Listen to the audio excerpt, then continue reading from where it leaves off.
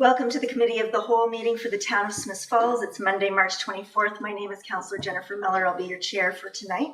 We're going to start with the land acknowledgement. If you could pause and reflect while I read it. On March 24th, 2025, we acknowledge that the sacred land on which Smiths Falls is now located has been a site of human activity for over 10,000 years and is rich in Indigenous history.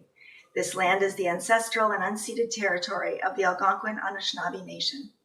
We are grateful to the Algonquin ancestors who cared for the land and water in order that we might meet here today.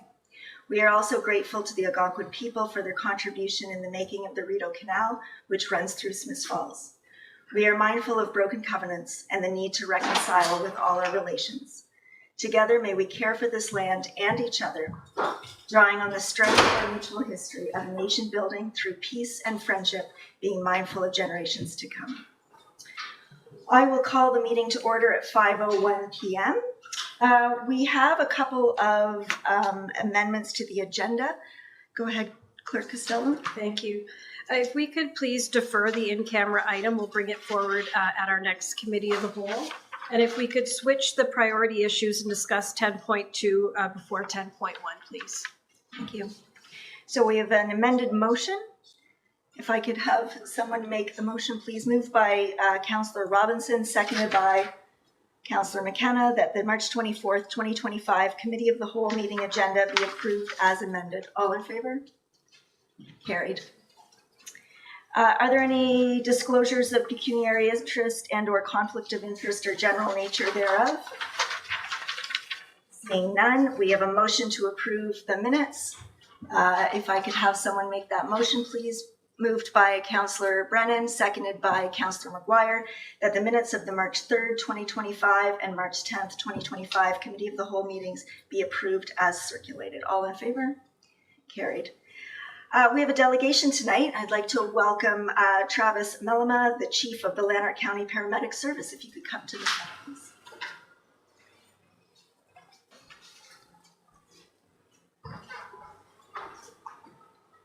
Thank you. Welcome. Thank you. This is the mic? Yeah, okay. Yeah, you're good. You're good. So thanks for having me here this evening. I'm here to speak to you about the medical dispatch priority system. The first slide said coming February. It did come. So it's been in place for about 6 weeks now. And it's an advancement over the last dispatch system we had in the way that it has a lot more questions to determine the actual acuity of the nature of which an ambulance is needed. So to give you an example, under the old system, there were about 32 trees that we could follow to get to an answer. This one has over 2,300. So it's a lot more accurate in how it defines what the patient's needs are, which then in turn allows us to dispatch the proper resource to the proper patient and reserve some of our resources for the critical patients that are needed. It's not a new dispatch system. It's been in place in Niagara and Toronto for many, many years. As a province, our association has advocated for this to come and replace the existing model for some time now. So we're happy it's here, and it's still being rolled out across the province. So I believe Lindsay Dispatch Center might be the next one to go, and any services surrounding it. So sometimes, and like what happened to us a year ago, you'll have a couple services that might be on the new system, neighboring services that are still in the old system. So it takes a little bit of getting used to. We can switch to the next slide, please. So what's really neat about this dispatch system is it's evidence-based, meaning that it's almost like a living system in the sense of after we use it for a year and we start gathering data, if we determine that we're always going to this type of call and we think it should be a higher level or a lower level, there is a process through the province and through our dispatch systems to actually amend it, to tweak it, so that we can constantly try to make it better, which is nice. It's not as black and white as the old system, which was, clear cut as to what you would define things at. The other thing that's good about it is that when you are differentiating the types of calls so granularly, you can actually decrease the amount of calls that we have to send resources to in a certain amount of time. So what that might mean for you as counselors or for the general public is much like our waiting rooms, sometimes if a patient, and I'll use a really extreme example just to illustrate, if they had a stubbed toe, they may end up waiting on an ambulance a little longer than the patient who's having the cardiac arrest or something like that. But that's, again, built into our deployment plan with the resources we have. So as I mentioned at County Council, if we have 9 calls come in at once and we have 9 ambulances on, we'll easily send the first 7, and then we might keep 1 or 2 just for those critical calls that might come in. So it doesn't mean that if you call in with a low priority call, you will be guaranteed to wait forever. It really is resource dependent and can flex with our system, which is great. It helps protect the paramedic resources for when they're needed.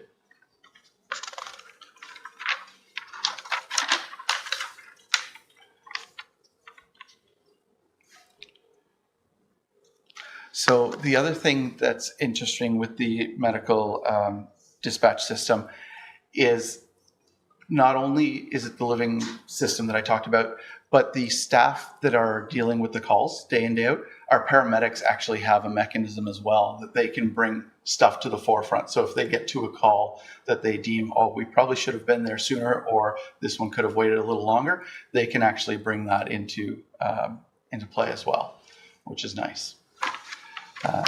This is the gold standard right now for our dispatch systems, right? This is used in, I think it's many countries around the world and has been in place. So it just took us a little while to get here in Ontario, but it's now there.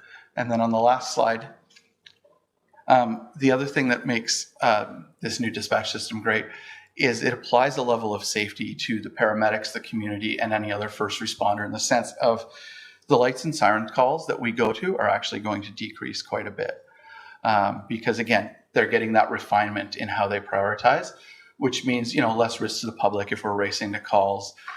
We can drive safely to the calls that aren't as urgent.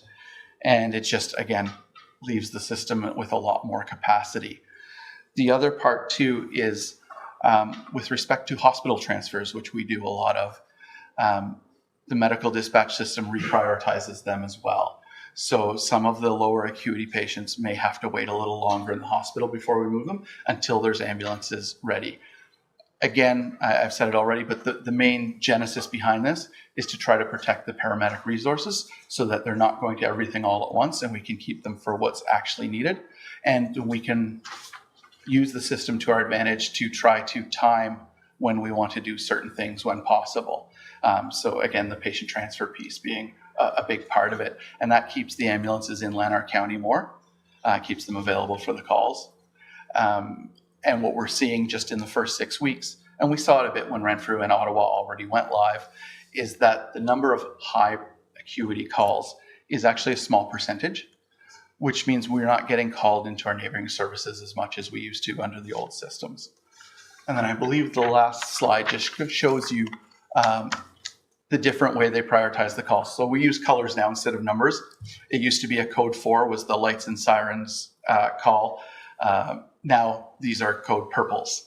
And much like a stoplight, I guess, as you get down to green, these are the safer calls where the patient might not need an intervention right away. Still doesn't mean that they don't need an ambulance or need to be transported, but the way they prioritize them helps us figure that out. What's really neat too with the system is they have some built-in safety features in the sense of if a patient calls or a community member calls 911 and through the questioning they end up being categorized as yellow or green, we can hold those for a little while and they can wait. But the communication center, the dispatch center, will have set times where they call them back, do check-ins, and like any other piece of our medical system, if the situation changes or gets worse, they will upgrade it and will respond appropriately. So that's the high-level overview. If you have any questions, Thank you happy so much, to take them. Chief. Thanks for coming and giving us that update. And excuse me. And thank you and your team for your good work in Smiths Falls. We really appreciate it. I'll just open it up to questions now from my colleagues. Councillor McKenna. Sure, thank you, Madam Chair. And Chief, first off, congratulations on your King's Medal, getting that. I don't know if you're wearing it. Not yet. I have to get something done. It's a big one. Well done. Is there another category, Chief, where what percentage of calls come in where you don't get any? You say, you know what, you really don't need or not dispatching. Is that a problem or much of a problem? So through the chair, it's Phone a taxi or phone your sister. yeah. So they've run into that a little bit in some bigger jurisdictions where they're trying different methods of how to direct patients on how to go to the best resource. Until this has been in place for a year here before they get some of those extra models of care, that is something they can look at. Right now, they will assign to it, but the evolution of this system could be that we either direct people from the 911 dispatch center to, okay, yeah, you can go to a clinic, or you can go here, or, you know, here's the treatment and you're done. The system just hasn't evolved to that yet, but this one has the potential to go there where, yeah, eventually we could get to the point where they say, okay, we're not sending you an ambulance, we're sending you a community paramedic or like one of the MCERT teams or something like that. So it has the ability to have different responses to the actual type of call, which is really, really inspiring. And finally, is there a cost to Lanark County Paramedic Service for the new dispatch service? No, there's not. It's implemented by the province. And so, yeah, there's no cost to us. Thank you. Councillor Quinn? Thank you. Thank you for coming and making this presentation. This is good for us to know. And it's also wonderful that you're looking at a system where you're going to move forward, improve. You know, that's just something that should happen all the time with whatever it might be. So you're doing that. You're taking those first steps. You're moving forward. You're making this whole system better. And we really do appreciate that, because we know that there is issues with our medical system and how people, you know, feel as if they're forgotten about. But you're stepping in there. You're filling in a vacancy. You're filling in a spot, and you're making people feel better and that they are being heard. So I thank you for that. Thank you for this report. Thank you. So thanks again for coming. Oh, another question? Oh, thank you. Councillor Brennan? Thanks. Excuse me. Thanks for this. Just a question. I know you mentioned that you don't have to go outside of the jurisdiction, i.e. Ottawa, as much. And I know it's early days, so that's going to hopefully make a big impact. And do you think that will continue, or how impactful has that been so far? Through the chair, it's been extremely impactful. I don't have the number in front of me, but our cross-border jurisdictional calls with the city and even our other neighbors has decreased significantly over the last few years, especially since they went live first a year ago. And now on top of this, that will just be that extra layer. And it's still good because it's 50-50 funded from the province. We still have that seamless piece where we can do responses into other jurisdictions. But it's also a little reassuring for both us locally and each service independently to know that hopefully now with the new system, we're only going to be, going to the reds and purples when needed, which is what we want to do and which everyone expects us to do, as opposed to getting bogged down with some of the lower acuity calls. Thank you. Mayor Penko? Yeah, thanks, Chief. You presented your annual report, I guess it is, to County Council, Corporate Services, I guess February. And in it, it shows that overall calls for service are up. And I think it's over 1,000 calls more in the first 9 months of last year to first 9 months of the previous year. So will this type of thing help ensure that you're able to utilize your current resources more effectively, I guess, when it comes to those responses where the calls are needed the most? Is that the ultimate objective? But looking at the report, it doesn't appear like there's not a lot of priority 1, priority 2 calls that tie up time. So they got a lot of, priority 8 standbys that seem to take up a fair amount of time. Is that a fair observation, or can you comment? Yeah, I can comment. So through the chair. So first of all, the dispatch system won't change the number of calls we're getting, except for some of those non-jurisdictional pieces that I touched on. That'll help mitigate a little bit there. But within Lanark County, the call volume, is still going up. We went up, I think, if I remember the math, it was something like 7% last year. What it does is it helps us prioritize which ones to go to first. So the calls will still queue up and be waiting. And if we start to see longer wait times, then that could be indicative that we would need more resources. But it won't decrease until that system evolves to the point where we can actually divert. It won't decrease the number of calls we go to right now. It really just reprioritizes them better for us.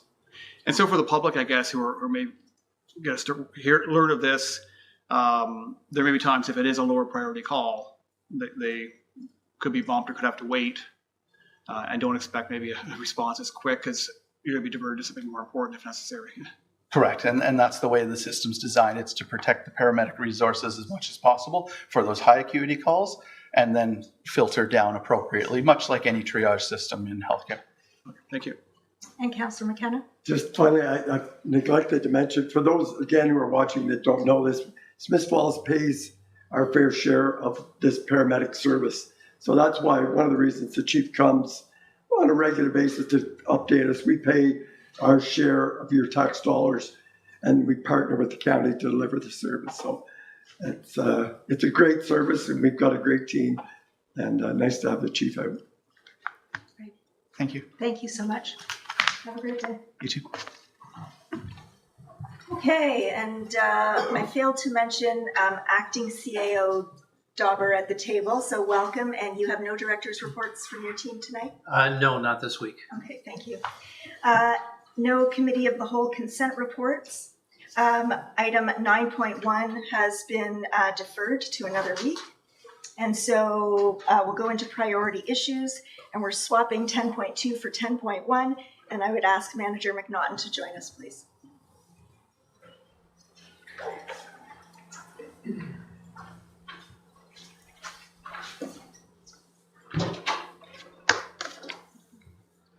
Good evening, everyone. It's a pleasure to be up here once again for my second time. I'm very happy to be able to present two reports to you guys tonight. We're going to start with the first one. The first report I have for you is the 2024 Utilities Quarterly Report. The idea of these reports is that 365 days is a long time, and later on we'll capture that in the annual report, but to make things just a little easier to digest, sometimes it's easier to capture things in a quarterly picture. So some of the things that I'd like to just take a time to point out. One thing that I didn't do last time is, so our distribution flows have stayed fairly consistent. We've been on top of main breaks. This season has been challenging, more so than other years. In the fourth quarter, we had a couple that we buttoned up, as well as some repairs and repair work. Chemical usage was up a little bit, but it's been trending down. The river has done its annual turnover now, but in the fourth quarter, we were still using a bit more coagulant than we'd like to see used, but it takes what it takes to get the job done. There was no adverses. We had no AWQIs for the reporting period. And yeah, if there's any questions about the quarterly report, I'm happy to address those. Thank you. Any questions? Councillor McKenna, you look like you have a question. All right. Thanks for the report. Just to confirm that, and it's in more in our annual report, the one that's the big one. Yeah. But everything in here, like the finished, you don't have any concerns about the quality of the water. Absolutely not. That's No. what I want to hear. No, absolutely not. In all honesty, when the council, from the time when the plant was being planned, back in 2008 and during its building and commissioning, I can honestly say that from the old Water Commission, guys like Bob Pritchard that would have had a big say in the technologies that were brought into the plant, they did a phenomenal job. I think that you guys can rest assured that knowing, moving forward, that the lessons, learned from the commission, housed at the old water plant, that's, I guess, going to be repurposed in a kind of like a historical site there now, to the new water treatment facility that we have. That still remains state of the art today. One of the things that we're constantly doing is continually upgrading, making improvements finding ways to save money. You know what I mean? There's we're going to be looking at some of the energy and stuff like that. Once again, is there anywhere that we can save it with new pumps, VFDs? We've got a planned, obviously, it was a capital project that we've got put forth that you guys were supportive of, to put a new VFD into the water plant that'll help support the new tower when it comes online. So, but no, rest assured, the quality of the water is quite excellent in the town of Smiths Falls for years to come. Thank you. Yeah. Any further questions on that one? Okay, great. So we'll move on to your second report. So the second report is, I just want to say, first and foremost, she's not here tonight, but Sarah Cook, our compliance coordinator. I've had the pleasure of being a coworker of Sarah's for 18 years now. And if I'm not mistaken, I think Sarah's been with the town for over 20 years. And she's somebody that's got a tough job. It's not easy to be the compliance coordinator of anything, right? And not only that, the health and safety rep as well. She's got a tough job, but the passion that she has for the job and the care factor that she has for these reports, it stands out, right? I wouldn't be as successful in my position as I is with the people surrounding me. So first and foremost, what this is, it's the requirement that's laid out under Schedule 22 of Ontario Regulation 170.03, and it's an update to you guys, the owners, council, and the mayor. And this really what it brings up is just all of our successes, all of our challenges, things that we persevered through, whether it be AWQIs, main breaks, different challenges with river turnover and everything else like that. And one of the things that wasn't contained in this report is every year the drinking water system receives an annual rating or a score from the ministry. And what you can see from that report is in 2022, we received a 100% score. In 2023, we received a 100% score. And I can say for 2024, we got a 100% score. So that right there, I think, is a testament to the staff and to the people and to the support that we get from our director and from council. And to be honest with you, the support that we have from all of our co-workers and departments in this town. So I'll leave it open for if there's any questions when it comes to the annual report. Some of the things to say, there was leaks in the water tower, challenges, that we saw through. Ministry identified those. So we did some reevaluations on how we report, and we rectified that situation. We had no overages with our flow, so everything was within spec. Our highest flow, I think, was around 8 or 9 million liters one day, and that was on a day that we had a pretty significant main break. So any of the challenges that we had, we made it through. So yeah. Thank you, and please pass on our thanks to Ms. Cook for her thorough report. I definitely will. We appreciate her good work and your whole team. Yes. Anyone have any questions or just our accolades for such an outstanding result again? Mayor Pankow? Sure. Thanks, Andrew. Just looking at the, what page is this? Page 30 in our report, but it's page 39? Page 30 in our report, page 19 of the report. Okay. But just the overall operational cost per cubic meter of billed water. And you're wondering why it went down? Pardon? Are you wondering why it went down? Well, the overall cost has gone down, about 20% since 2020. And so so I guess for people at home, my water bills keeps going up. Yes. So why? Why? Okay, so right now, one of the challenges that water and wastewater has is that we're not to be pulling funds from the tax base. And this is something that's new to me for this position because it's not something that I really had to worry about when I was the chief operator of water treatment. My job and role was to keep things flowing and to keep the taps on. And one of the things that I've seen is that you can't predict what something's going to cost. And for example, we do dewatering and pelletization at our wastewater facility. For an example, one of the increases in costs that we've seen, and it's simply just a piece that could be fabricated, locally, which we're doing now, but a roller A roller that once cost us $5,000, we're now quoted $20,000 for that same roller. So a piece of equipment that we need to maintain and we need to use because it's in our EA and how we need to process, we need to upkeep those things and maintain them.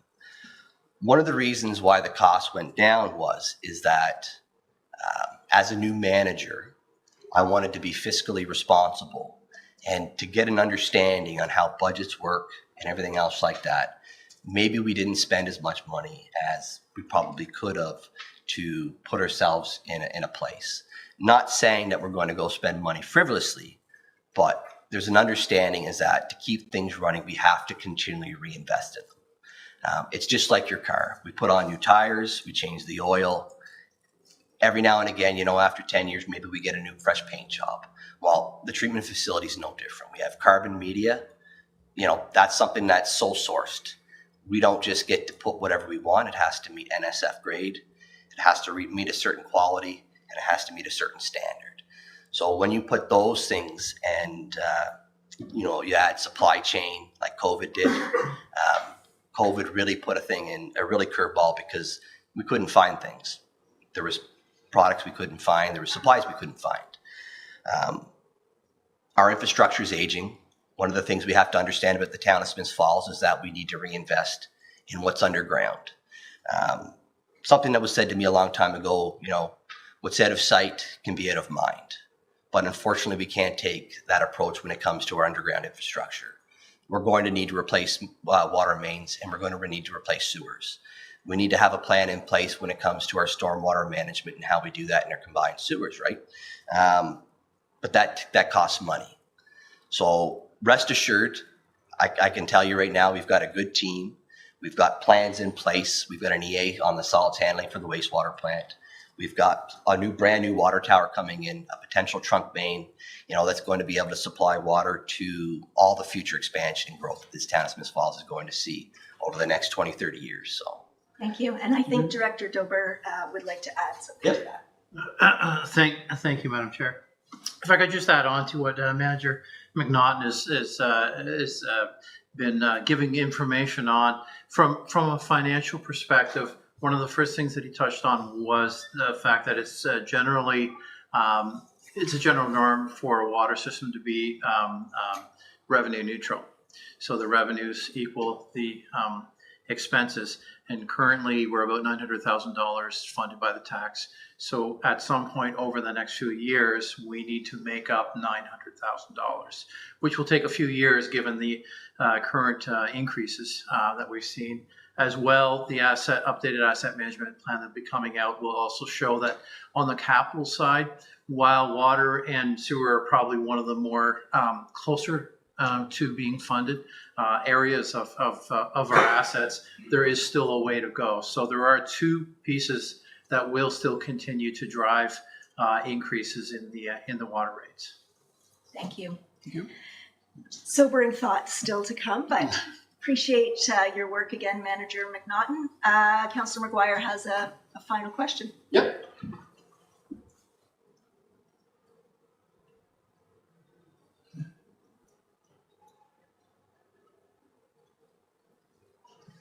Chris?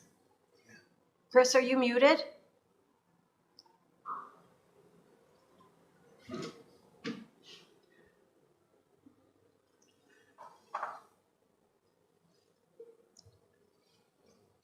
No, we can't hear you.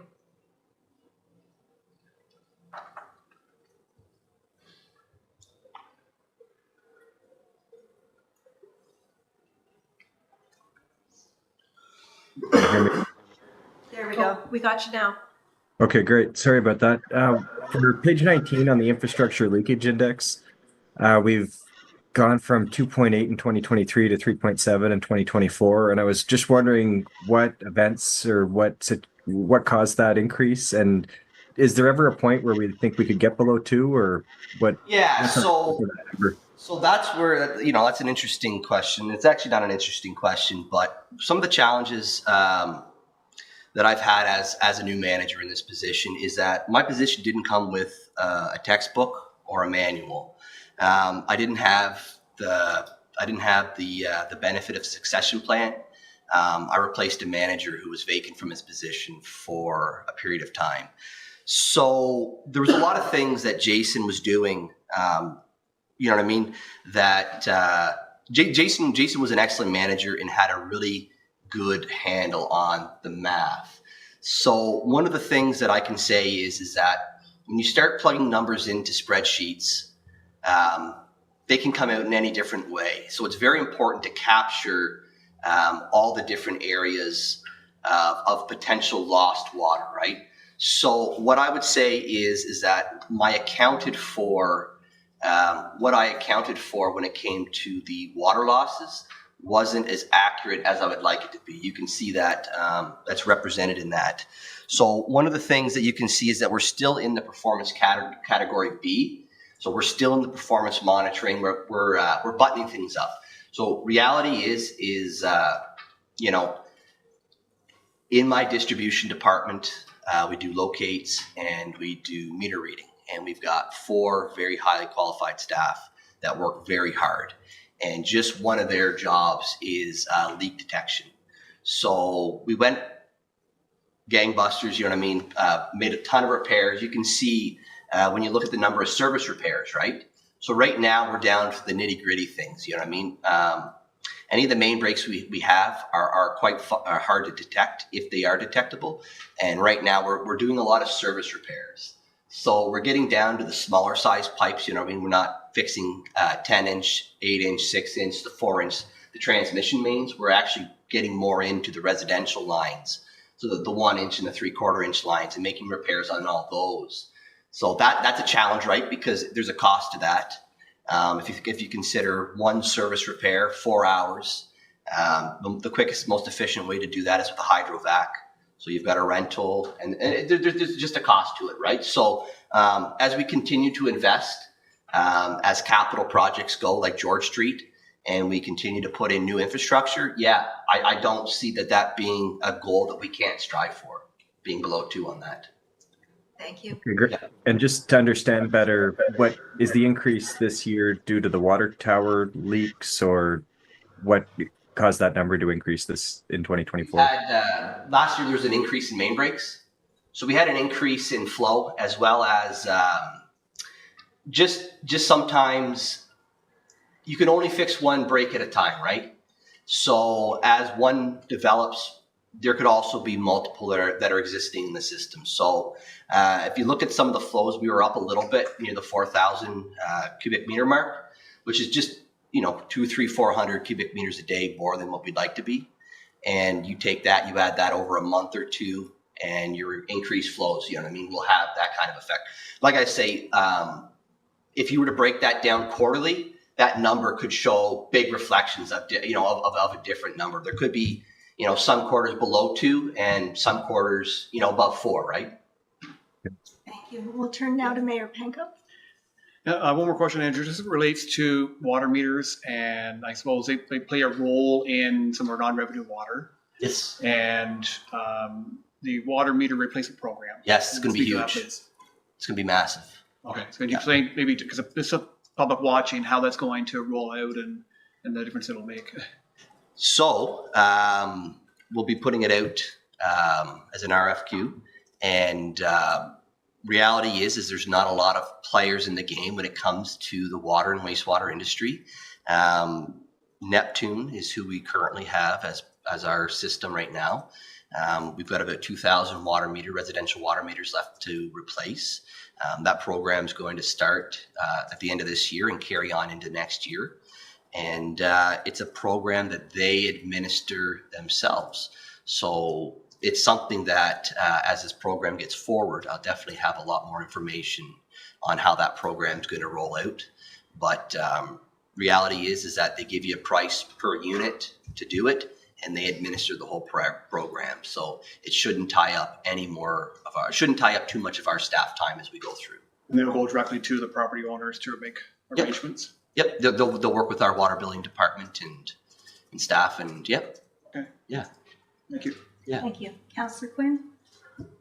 Thank you. This is a lot of information. Yep.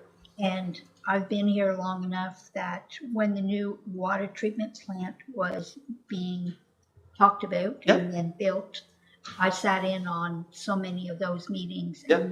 And the company was wonderful to be able to take people like me that don't even understand this Yep. and teach us Yeah. some of it. But one of the things, because of what we built, because what the town built, we have excellent drinking water. Oh, yeah. And so I know I get people lots of times saying, well, my water bill's too high. Yep. And, you know, I understand their frustration, but we do have excellent water. Yep. And so that comes at a cost. And it's maybe not easy to swallow, but it still is reality. And we do have a fantastic system, and you are working very hard to keep it safe and to keep people serviced. And Yep. I really do appreciate that. And I love your enthusiasm. Well, thank So you. thank you. I appreciate that, Don. Thanks very much for your reports tonight. Thank you. All good? Yep, thanks for your reports tonight. Appreciate your time. Okay, moving on to 10.3 with Chief Cheesebro, the Fire Department Annual Report. Thank you, Madam Chair. The purpose of my report tonight is to provide council with a quick overview of the operations of the fire department over the 2024. I will be providing a few slides to go through that will provide information on the activities of all three divisions: fire prevention, logistics, and the training division. It's important that we provide this information on a yearly basis. It assists us in capturing and identifying the trends over a 5-year period. That will greatly assist in the planning for future budgetary purposes and focus our needs and direction on areas that need improvement or areas of concern. This is simply a tool that will help us and help council as we go through the process. I will ask for your patience. I'm just going to go through a few slides. I know that the report contains as much information as it did last year. We dialed it down a little bit just to try to focus in on some of the key areas. Slide number 2, please. So as I'm pleased to present it, we're looking at the 2024. We entered a fairly slow start of the year, but it quickly picked up throughout the course of the year. And in fact, we increased call volume over the previous year. This trend has been something that's continued for the last 5 years, showing a general increase in the call volume. And it's not as a direct result of lack of fire prevention or lack of public education or training. It's just a trend that we're seeing right across the province of Ontario. As we've seen with other departments, their numbers have increased. As you increase the population and increase the housing, as well as you increase the number of individuals that are renting or leasing, you're naturally going to see an increase in call volume. Additionally, in the call dispatch center, we've seen a significant increase in the call volume that we received over 2024. A significant increase in the number of times that we've had to respond to transmissions for call volume increases. Part of the report also touches on our grant funding application. So we have received the 3rd round of grant funding application for the Next Generation 911 system. Certainly to my dismay and displeasure, the integration of the Next Generation 911 system has now been pushed back to March of 2027. So this is the 5th time that it's been changed for us. We had anticipated that we would be in the middle of the transition during the grant funding process. We had high expectations it would happen in 2025, and lo and behold, it's now back to 2027. Well, what we can say is the grant funding that we received for that transition and the money that we've paid to Owen Sound to be the host for the Next Generation 911 does not take effect. The 5-year agreement does not take effect until we physically switch over. So if it's March of 2027 or October of 2027, when we do the physical switch over, that's when that'll take effect. In the meantime, we will be continuing to install the necessary equipment that we received the funding for, and we're going to start testing that equipment so that in the event that it does happen in March of 2027, we're prepared with no surprises. Over the last 20 years, we've also had an agreement with the Township of Rideau Lakes to provide automatic aid fire protection for Rideau Lakes. And certainly we've provided a level of service I think has met the expectations of the residents. It's certainly a service that this department's been able to provide, and we've done it, the firefighters have done it very diligently. We've been put on notice that effective December 31st of 2025, Rideau Lakes will seek to terminate that agreement, and we will not be providing automatic aid services for the Township of Rideau Lakes. The mutual aid agreement will remain in place, and again, as previously reported to Council, we will be working with Rideau Lakes to determine what the level of mutual aid response is going to be. That mutual aid plan, we need to ensure that it is similar to the current one we have within Lanark County. That Smith Falls is not going to be required to attend fire calls or respond to fire calls that are normal day-to-day operations. I'm certainly not trying to minimize the type of emergency, but a day-to-day operation for an activated alarm or the smell of smoke, which a department should be able to handle in-house. So we want to make sure that we're not running out there at the cost of the current taxpayers. Our fire prevention activities have increased by almost 40% over the last year. The increase has been having the dedicated personnel in the fire prevention division and the ability to go to the schools and go to various functions, various events, and continue to distribute the information. We've also been named as I'm not sure what you want to call it, the host for the grocery bags out of Independent Grocery that was previously held by somebody else. So the department took that responsibility on, where we'll be receiving approximately 5,000 bags that'll be given out at special events and be given out to members of the public. Our logistics division has been extremely busy, and again, part of that, the logistics part, is with dealing with the radio system and the transition to the next generation 911, as well as maintaining all the vehicles that we currently have in service, making recommendations. I put a tremendous amount of emphasis on our 3 lieutenants. And their jobs are very specific, although they cross paths. It's important that they have a clear direction on what their roles and responsibilities are and to carry those out. And certainly the maintenance of the vehicles, the maintenance of the building, the radio communications is top priority to ensure that that's working right. The second major part is the training division. We have to ensure that we're going to be compliant with the fire marshal's communique and the NFPA requirements to be fully trained by 2026.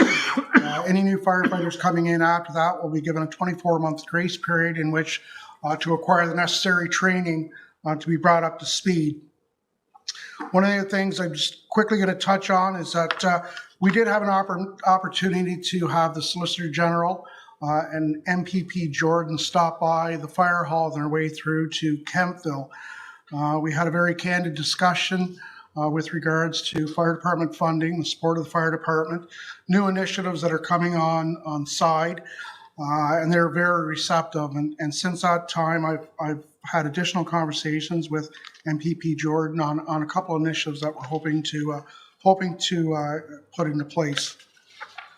We can skip to slide number 6. I mentioned a number of times with the number of staff and the importance and how valuable they are and the level of service that they provide to the community. And I use names, and often not everybody can put a name to a face. So just 2 quick shots of the staffing photos that we had done recently, just so that members of the public are able to see exactly what our organizational chart looks like and who are the individuals that carry out the day-to-day duties. Go to page 8, please. Page 8, as I touched on, we take a look at the number of inspections that were conducted in 2024. Inspection of smoke and carbon monoxide alarms has just increased unbelievably.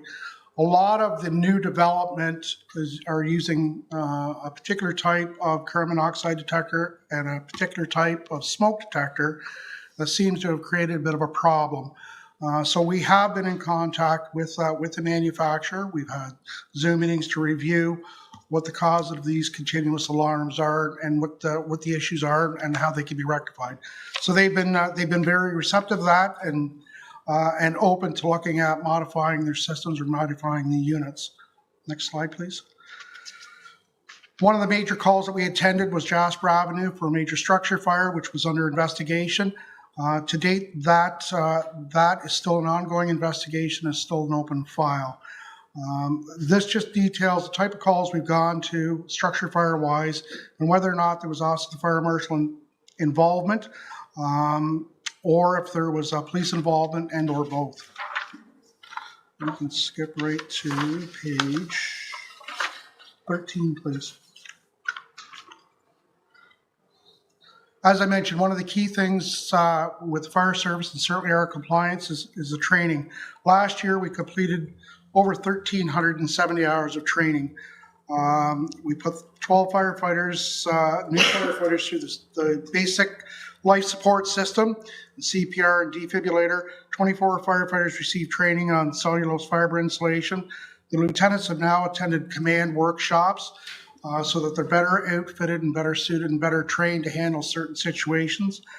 And we've also hosted the Ontario Provincial Police, who sent out a request to use one of our simulators and have our staff instruct them on it, which again is working outside the box. Next slide, please. Just quickly on the next slide, it just shows you the type and quality of the individuals that have been trained and the ones that are on a waiting list, and some of the emergency scenarios that we put the firefighters through on a bi-weekly basis. Next slide, please. Should be on 15. So again, obviously for the topics training through 2024, ice water rescue was at the top, and I think that you're all very well aware of how well that training has come to play recently in 2025 at the start of the year on January the 10th. So we take a look at the training, we put together a training package for items that are not hopeful that we don't have to attend to, but are likely and probable. So all those trainings that we see on there that are listed on this page are the ones that we focus on.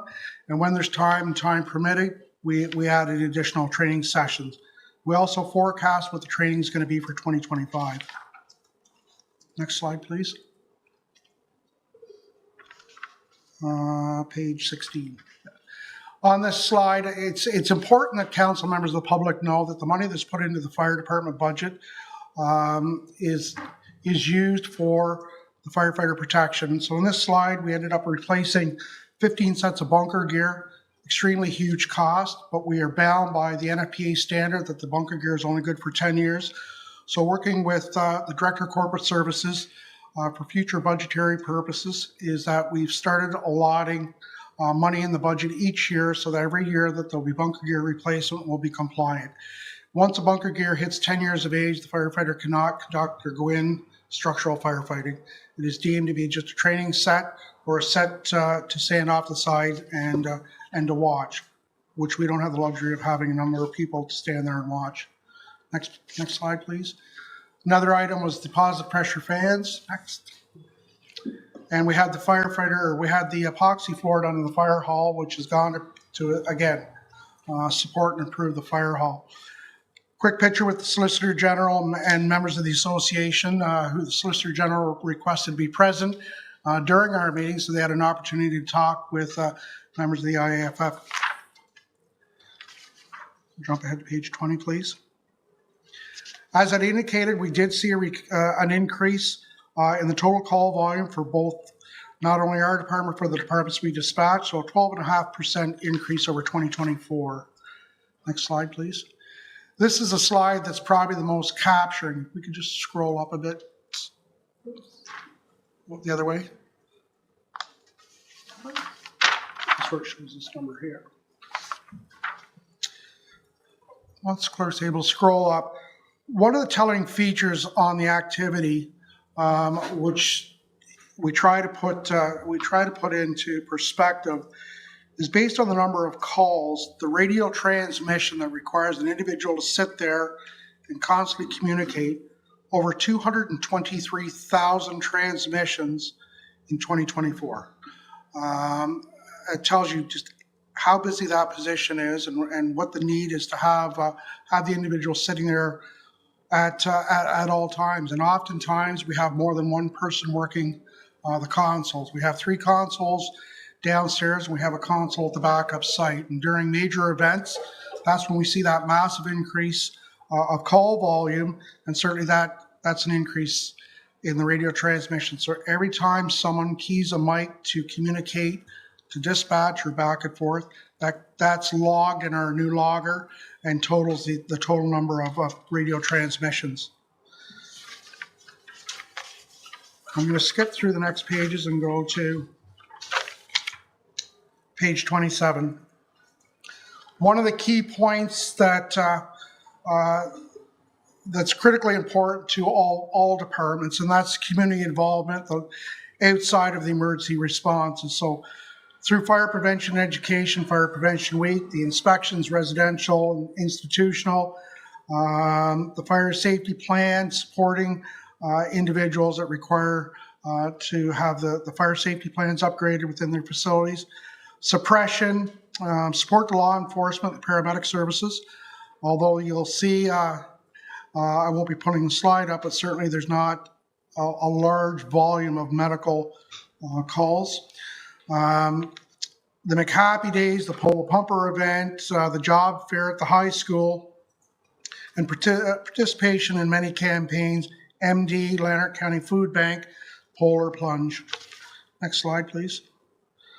And that's done in cooperation with the association. The association assists both fire prevention, assists the logistics division, and assists the training division.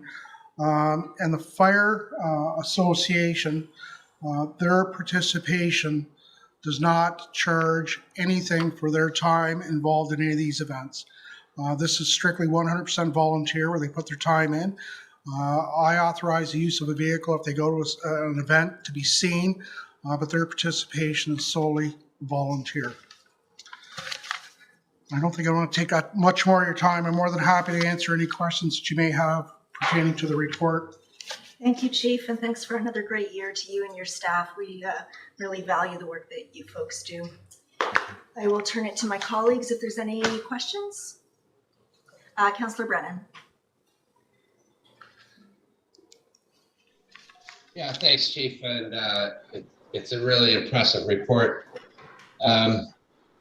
And I'm really impressed with a 40% increase in fire prevention activities. And as you've taught me and other fire chiefs have taught me, the fire department is there to fight fires, but more importantly, they're there to prevent fires.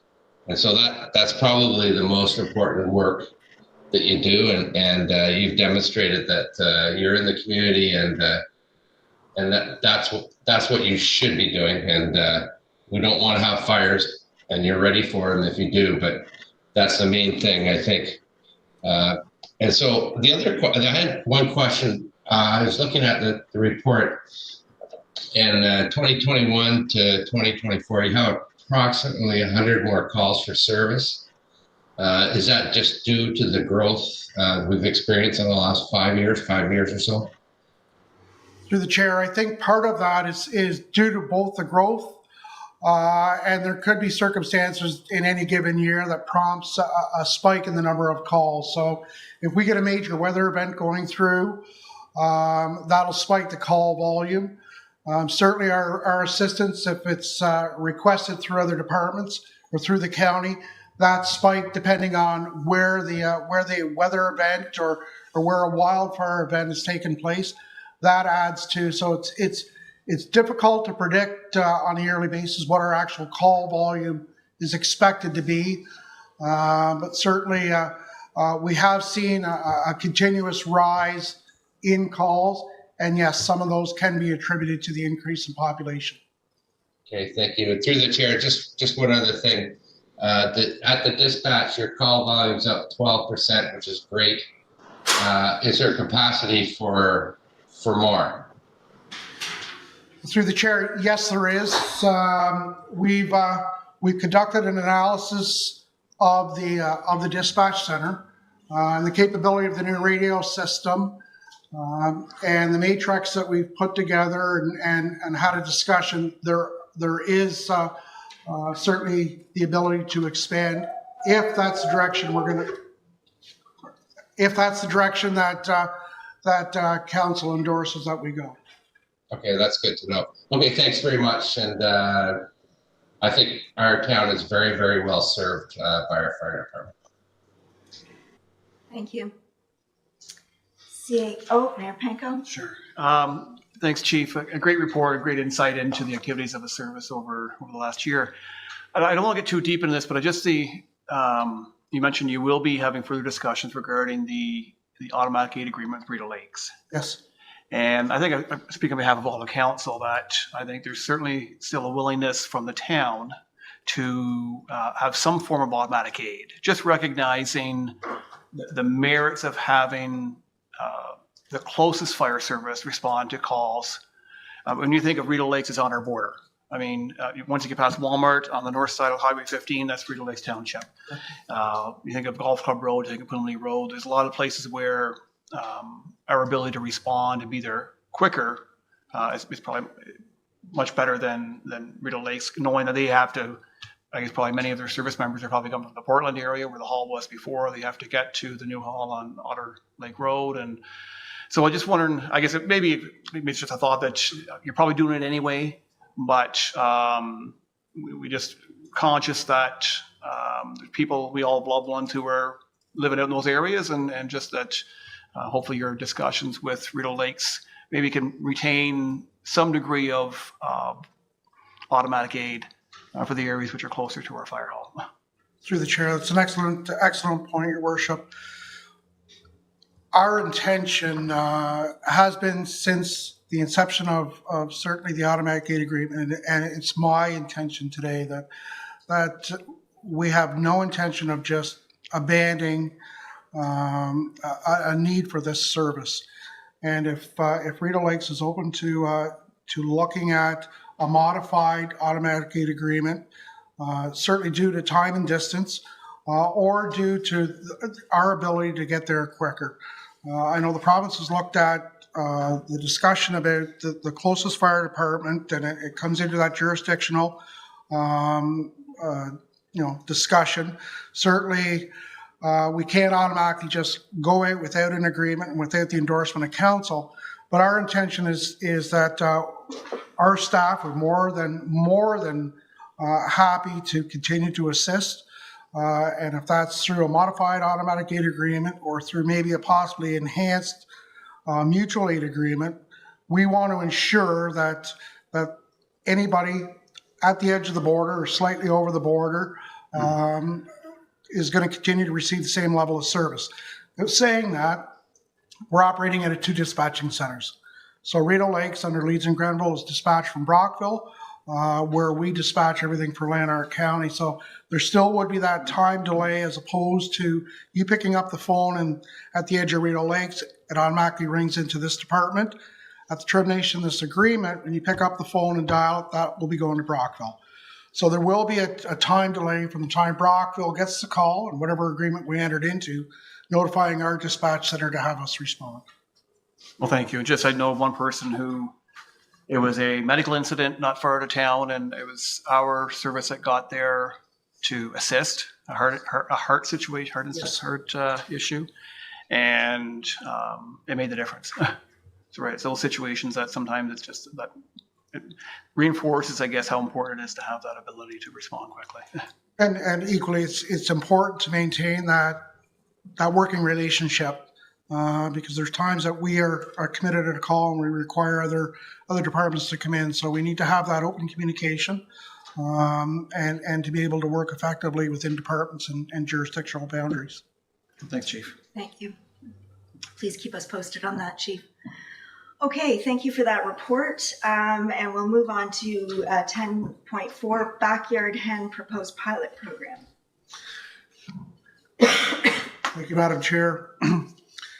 The purpose of this report tonight is to provide members of council with a proposed backyard hen pilot program, requirements, and advise the members of council of the evolving concerns that exist in permitting such a proposed program. As you'll recall, on July the 8th, 2024, council directed staff to prepare a pilot program and to proceed through a zoning bylaw amendment process to permit the backyard hens within the town borders.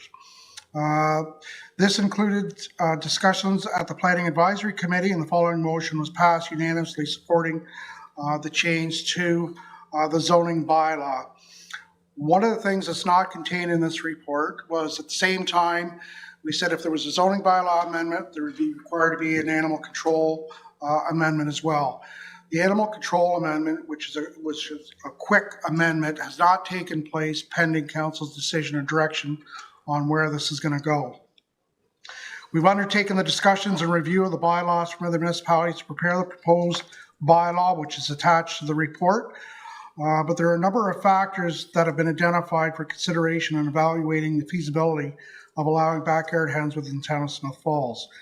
Number one issue or item that needs discussion or clarification, we currently do not have the training, equipment, or the capacity to manage any agricultural animal related matters.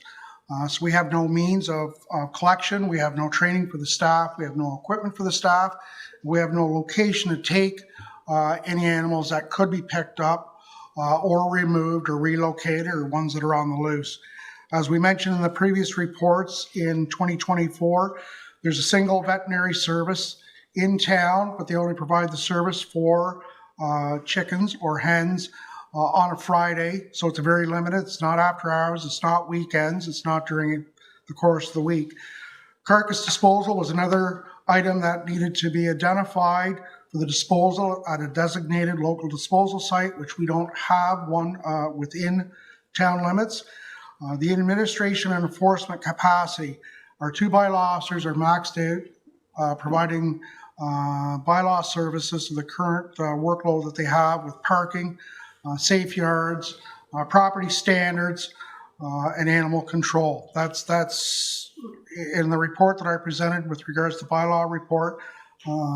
They're at their capacity with regards to being able to handle any additional bylaw actions or bylaw programs. And I'm not saying they can't do it. If they did do an additional program, whether it be this program or another one, based on their workload, there's a high likelihood and probability other areas would suffer. And we want to make sure that the level of service that we provided is maintained. Anything that we take on, we can provide the same high level of service that we currently do to these existing programs. After hours support, we have no mechanism to addressing after hours or weekends concerns related to this. The increase in wildlife is a consideration. Just naturally bringing any type of animals with increased feed and manure is going to attract additional wildlife. And probably the most largest concern, the biggest concern that we have, is the spreading avian flu. In fact, the Canadian government has gone ahead and acquired 50,000 doses of vaccine in preparation that there could be an outbreak, whether it's here or surrounding us. They've done that, and put that in place because they believe that the avian flu infection that's gone through the United States has spread to humans, has spread to cattle, and according to Health Canada, it continues to mutate, so it could spread anywhere. So that's the largest concern that we have next to the staffing. Should council choose to consider this program, we also must include in our discussions is the administration and staffing requirements, the inspection and complaint resolution process, the licensing, COOP specifications, property setbacks, enforcement mechanisms and associated costs, annual renewal fees. Right now, there's no standard. Of all the jurisdictions that we pulled, an application fee varies from $0 and on up. Annual fees are from $0 on up. The same as inspection fees, complaint fees are not. There's no set fee across the board for that. We also need to take a look at the complaint inspection and non-compliance and how we would to administer that if we go ahead with the program, as well as the length of the program. A typical length of a pilot program is a year. Toronto did their 1-year pilot program, and at the conclusion of that program, they chose to end the program because it was unmanageable. So based on these items and based on the fact that council has to make some difficult decisions with regards to the contents of this report and the needs for the program, it's a recommendation that we do not move ahead with the program. That's option 1. Option 2, council approves the proposed draft backyard hen project. With the suggested changes, council would need to direct staff to prepare a budget allocation for review and approval to ensure appropriate training, administration, equipment enforcement are properly resourced.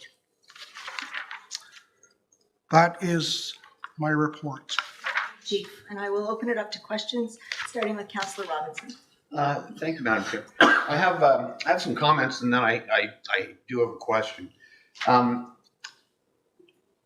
strongly oppose moving forward with the backyard chicken pilot program. While the idea is appealing, our town lacks the resources to properly support or regulate urban poultry keeping. Staff aren't trained to handle agricultural animals, and current resources are already stretched.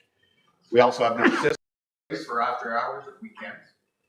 And a big one for me is avian flu remains a serious concern with recent cases confirmed in Canada.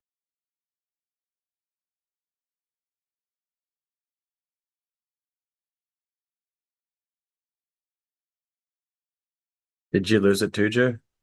I can't hear it. Yeah, me neither.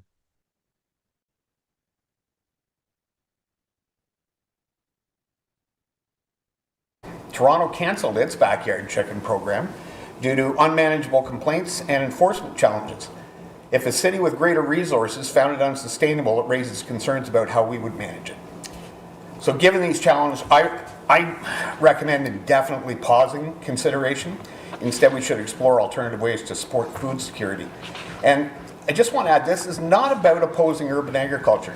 It's about making responsible, sustainable decisions for our town. Let's prioritize resources where they are most needed and avoid unnecessary burdens on staff and residents. So my question is, if council were to go ahead with the pilot project, what would the cost be to hire another employee to help manage this situation? Through the chair, if I may, Director Dauber would be better equipped to answer that question. Through you, Madam Chair. Sorry, during the budget process, I apologize, I'm just gathering my thoughts. During the budget process, we did talk about a third pilot officer. If we're looking at a half year, I'm looking at a time frame. So if we're looking at approval moving forward, we're looking at a half year. A half year would be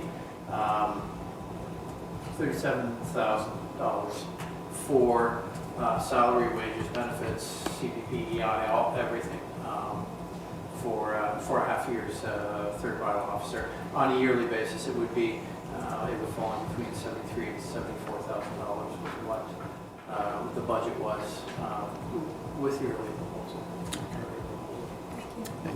Thank you. Councillor McGuire. Yeah, thanks, Madam Chair. Is my sound working? It's very low. If you can speak up. Okay, I'll try to be louder. I had some questions first for the chief. First is, what birds are permitted to be kept as pets under the current bylaw systems? I can't hear that, sorry. Councillor McGuire, can you speak louder or turn up your volume? I'm talking pretty loudly, so I don't know if it's something in the room there that can be turned up. I can see if I can. I can hear you, Chris. Do you want me? Can you hear me? Can you guys hear me? You're also very quiet.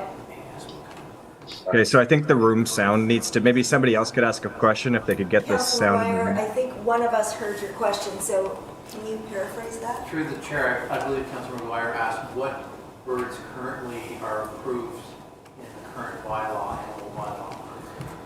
We, through the chair, we currently have no other animals other than dogs and cats that are in the current bylaw. I know there was proposals before about different types of birds, but there's nothing contained within the bylaw other than the cats and dogs that we currently have. Councillor it's- Dwyer, you have a follow-up question? So if somebody had a parrot in town right now or any kind of bird, that would be illegal. That's a domesticated animal, the same as a cat and dog, that would be permissible. Okay, so I guess for me, a fundamental issue with the difference between the chickens versus any other bird that could be kept as pet is the definition of it. And when I look at if you've got a dog on the loose that's a big dog that's aggressive and dangerous in the community after hours, that needs to be taken care of right away. But if you have a chicken on the loose after hours, the damage that it does is limited to what it's going to soil as it walks around. So the level of risk just isn't there to even justify the 24/7 response in my head. When I look at other municipalities in Ontario, we've got, there's many in Southern Ontario. We've got Kingston, Deep River just went from a pilot program to a full program. And the City of Toronto's program actually ran between 2018 and 2023. There was a lot of lobbying between animal rights activists that don't believe in laying hens for eggs for ethical reasons. And there was avian flu concerns in 2023 when it shut down. And in 2025, actually, in the next couple months, they're looking at going back to the program. So I don't want people to have the impression that it was this situation where it was unmanageable. In 2023, when they ended that pilot, there was only 80 families in the whole city of Toronto that had opted into the program. I think if we're worried about staff resources affecting this, there's a lot of things we can do to the bylaw as proposed tonight to reduce staff resources. And I think that the number one thing is to put the same standard on a backyard hen owner as a dog owner or a cat owner. To me, the risk of a dog or a cat in the community that's not being taken care of properly is much higher than chickens ever could be. Dog bites are a significant risk. Cats have a significant impact on songbirds and the ecology in the town. And we're not licensing people before they can buy a cat or a dog, and I don't think we should be. So to put a greater risk on a bird that without the help of its owner is going to have a hard time staying alive, it's over the top for me. So I think that I'd much rather see this bylaw go forward, but on a complaints-driven process where we set the standards, and if there's a complaint, then bylaw arrives, and if there needs to be training on how to catch a chicken, I'd love to take anybody out that wants to learn how to catch a chicken. But we put them in a crate, we can figure it out. I don't see it being more difficult. I'd rather catch a chicken than a dog because a dog can be dangerous. So with that, I'd like to see the licensing part of it taken out, where we set the standards in the bylaw and we set the control, but we do it on a complaints-driven process, and that's going to take out all this administrative staff time of going and inspecting coops and inspecting different things and taking in the license fee, and I don't see the advantage to that right now. So very supportive of the proposed bylaw, but without the licensing aspect. Councillor Brennan, you had your hand up. I did, and I couldn't disagree more. And I'll be consistent because this is the third time this has come up, and it came up in a previous council as well.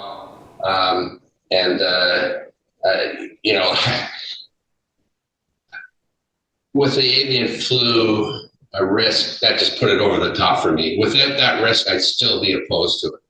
However, 5 years ago, this council was meeting by Zoom because of the pandemic, and we met by Zoom for 3 years. So I'm not willing to take that chance. And I'll just repeat what I said, I think the last time we talked about this. Chickens, cows, horses, goats, pigs, or livestock, they belong in a rural area, not in town, full stop.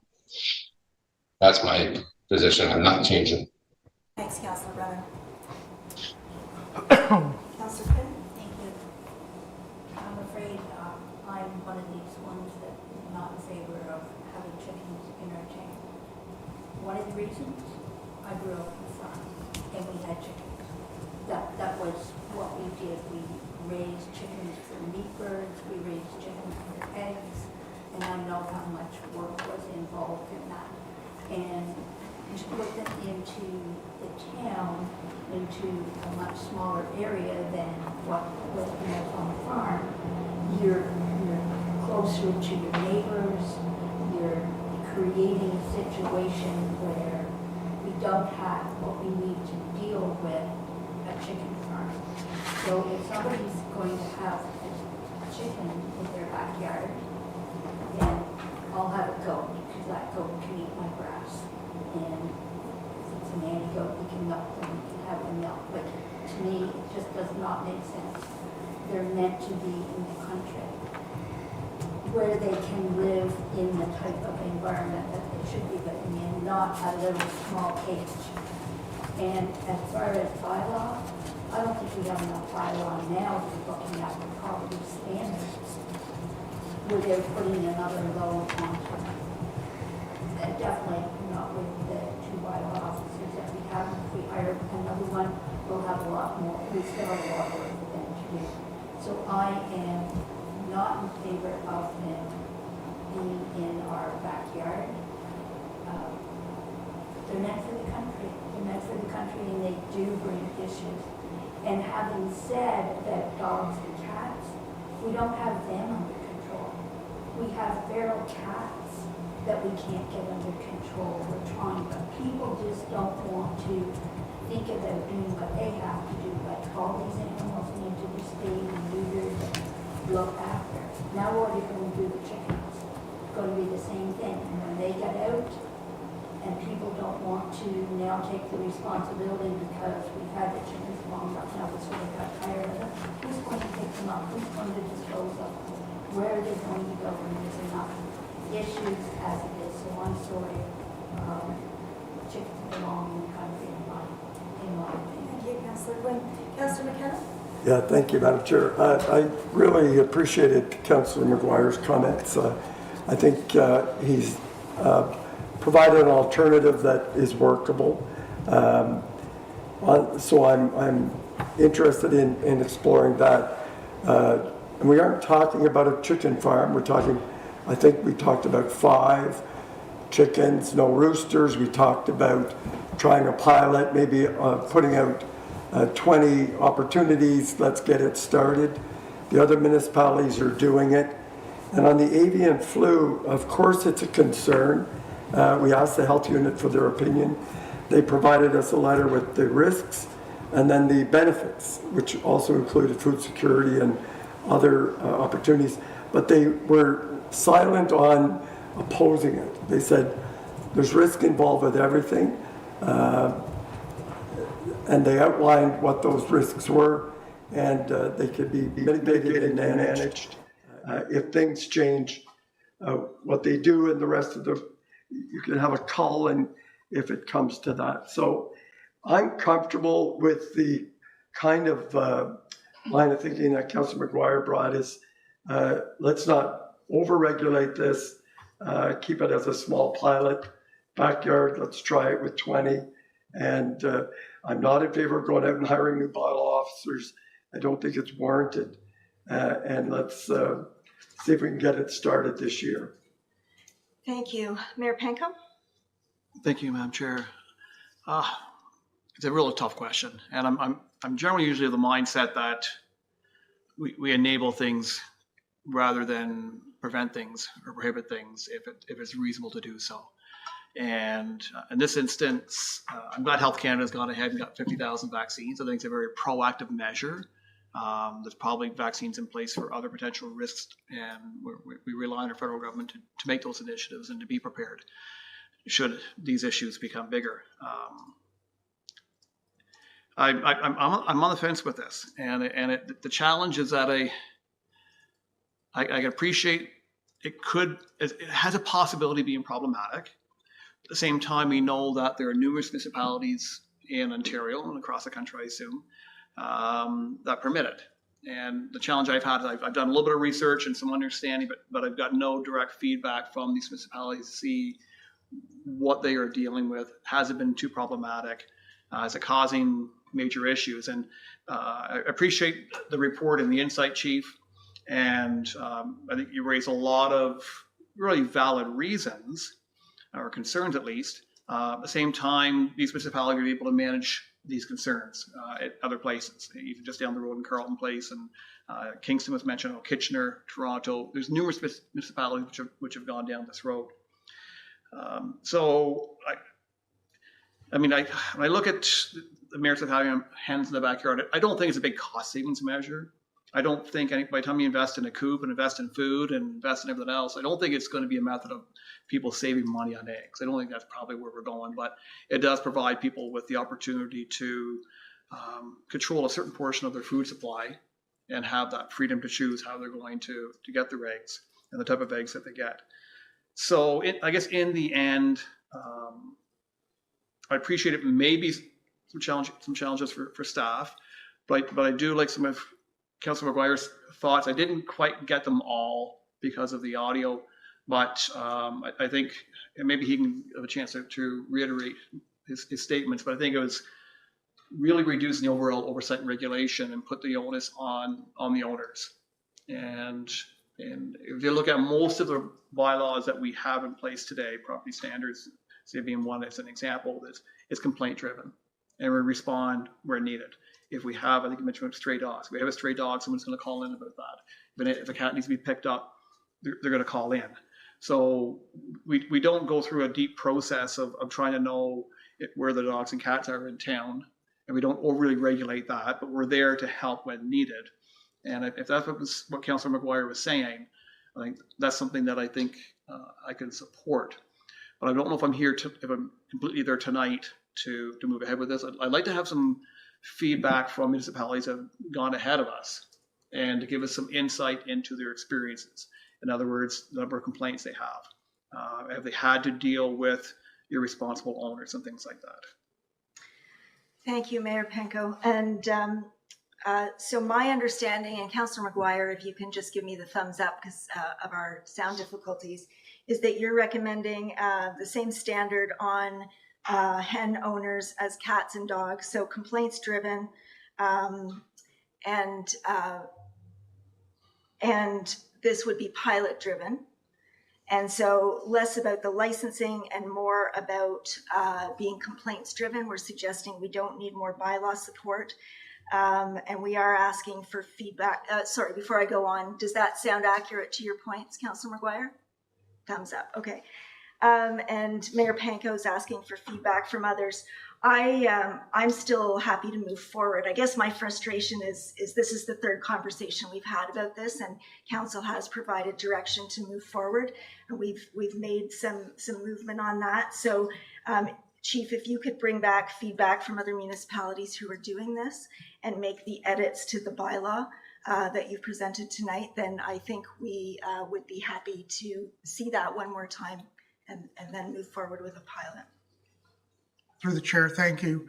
So just to seek clarification, the other items that have been contained within the bylaw, is it council's decision, so we're not bringing back draft bylaw after draft bylaw, with regards to the quantity of manure that's allowed to be kept and where it's going to be disposed of, where the disposal of animals is supposed to go to, and as I think Councillor McGuire mentioned, or someone mentioned, with regards to the regulations with regards to coop sizes, and again, the number of chickens. The other bylaws that we drafted this from showed 6. I hear 5. So if we can get some clarification on what direction council would like us to go, so that I could put this together once, and then you can review it and see if that's exactly what you're anticipating. So I think you've outlined that here. Does anyone have comments on the specifics of the bylaw? Councillor McGuire and then Councillor Brennan. Thanks, Madam Chair. Is my sound okay right now? It's great. Okay, excellent. There was a few other notes on the bylaw that if that I made. One is that no coop shall be located in any front or exterior side yard. I get the front yard, but exterior side yard would mean people with corner lots would be excluded. The hen coops should be 15 meters from any school property line or 7.5 meters from any place of worship or business. But to me, the setbacks that exist for the property lines would already cover any kind of distance issues that you'd have to have. Every person shall keep hens secured in their hen house between 9 p.m. and 6 a.m. I'm not sure that that's something, the more specific we make this, the more there is to enforce, but generally the hens have to go in the hen house at night, and they do that naturally. When it comes to the manure, I'm not sure. I don't know that there's 6 hens. When we look at the volume of manure that would be produced by 6 hens, I don't know how long it would take to accumulate that much. But if you were using it as a soil amendment or you were composting it, it's going to be much less than what a dog is going to produce in the same amount of time. And we're not regulating that in existing bylaws. And I don't understand why cat and dog manure can go in the trash, but we're saying that chicken manure can't here. So if there's a difference between those, or there's a reason behind that, I want to understand it better, but if not, I think it should be the same standard as any other pet excrement. When it comes to the chicken run area being fully enclosed on the top, I'm not sure that the top needs to be enclosed. But again, it's just adding more stuff that people need to do to make it more difficult. But if, the coop needs to be fully enclosed. But I'd be okay if the run allows them to go out into the yard and eat the bugs and have the dust bath and whatever they need to do. There's no, where's the other one here? Sorry, I'm just scrolling through the bylaw. It says it only be permitted on legal residential properties with single family and semi-detached dwellings. And I'm not sure what that includes or excludes as a semi-detached dwelling. And then I think that was everything for my notes on the bylaws proposed. But to go to Mayor Panko's comments of other municipalities that to hear back from other municipalities, I think from my research, the Toronto example is the exception, where there was a pilot program. The Toronto pilot program started in 2018. It was extended in 2021, and then it was put on pause in 2023. And now in 2025, they're looking at revisiting it. So there was definitely a lot of influence on that from what I can read on people that don't believe that we should be eating eggs and that's inhumane for the chickens, which is a whole other debate. But I don't think it's relevant to the program or how it was put together. And I think for the 80 hens in the whole pilot region in Toronto, I don't see us having more than that in Smith Falls or anywhere close to that in Smith Falls when we've got a fraction of the population. And when we look at municipalities that have had pilots, East Gwillimbury has just initiated one last March. When we look at Russell Township has one. City of Aurelia has instituted one. City of Kitchener, Town of Newmarket, City of Brampton, Norfolk, Kingston, Halton Hills, Springwater, Champlain, Perry Sound, Chatham-Kent, Georgina, Cambridge, Niagara, Orangeville. So this isn't a new idea. This isn't, and there's more municipalities in Ontario that are going in this direction. So I don't think that I just don't see this as being what we're blowing it up to be tonight. Thank you. And I think the chief wants to weigh in on one of your comments. Yes, and I thank you, Madam Chair. I just want to be clear that this report is not intended and was not intended to offer support or denial of a program. The report is created as direction from council to produce a document that council could review. And to supplement the mayor's comments, we should look at other municipalities. This bylaw was created from Carleton Place's bylaw. So the contents of this bylaw are exactly what they have in Carleton Place. We didn't go out to reinvent the wheel, that we picked up on that. So all the items that you've identified are in a current bylaw in Carleton Place. Thank you. Councillor Brennan? Yeah, I'm not going to win on this, and I just can't believe we're comparing chickens to cats and dogs. But anyway, my question would be, so if I lived in Smith Falls, in the downtown core, in any house in Smith Falls, and I do, and my neighbor decided to have chickens, and say I had small children or something, I had a real concern about avian flu and the health of the kids. There's no recourse for me. Is that correct? Sorry, through the chair, is that if we're removing licensing and the requirements, would have very little to go on unless that was incorporated as part of the bylaw. So if the smell or the odor affected you, then there would have to be some quantitative measure in order to provide an enforcement measure. Okay, thanks. Anything further?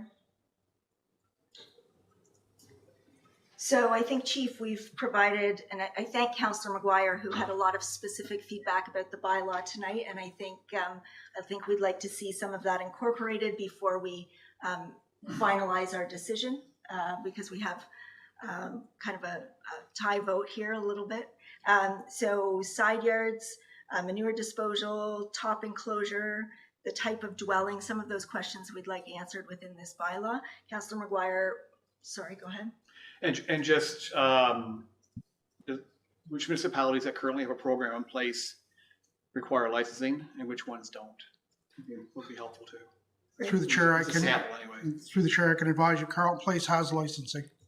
Okay. We are looking for more than just, Councillor McGuire gave us the list of municipalities. The great thing about our neighbors in Carlton Place is they're a similar size to us. Yeah. So feedback on how that program is going from them would be helpful. Councillor McKenna. Thank you. When the report comes back, we do have our guest in the room who brought forward the initial, and it would be, I think, great to hear from them when it comes back, the delegation as well, or as part of, but not tonight, I understand. But thank you. And I think that's a great point. And I've been looking for nodding in the room. And I think our in-house expert does have some feedback. So maybe when we get a draft that we're more comfortable with, would you mind, and I'm saying this sort of off the cuff here, coming back and helping us out? Not at all, Madam Chair. I have a few points I could share now to be fairly quick. Based on the outcome of the report, the council will be open to hearing it. Council, would you like it tonight or next time? I'm fine now. Okay, if you don't mind. Not at all. For those who don't know me, could you just come to the microphone? Sorry. Thank you very much. All right. For those who don't know me, Danny Radford, I was the delegate on the 22nd of April, 2024 that brought this motion forward. Just wanted to address a few of the findings from the report. First mention of a lack of services and training deficits for chickens. That's self-evident. We don't have chickens yet. So the fact that we have any services that support chickens at all is an anomaly. As it becomes an economical, viable activity, of course the services would come to the town. I don't want to put him on the spot, but I'm sure Mr. Campbell from Campbell's Lawn Care would take your manure. He's a very industrious man. There's many people who will step up to fill the void as the time comes.